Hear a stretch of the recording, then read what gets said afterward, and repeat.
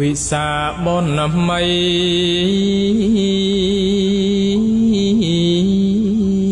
គូឲ្យជ្រះ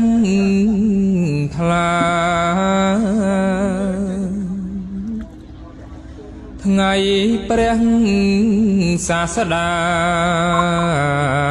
សម្មាសម្ពុទ្ធប្រសូតចាកោស្អាតបរិសុទ្ធពិសេសបំផុត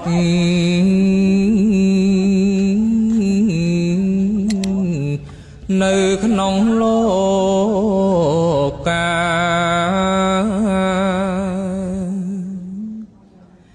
វិសាបនម័យ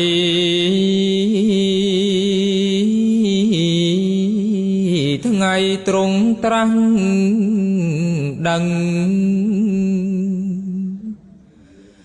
ដែលទ្រង់រំពឹងបច្ចញ្យាកាបច្ចោសម័យ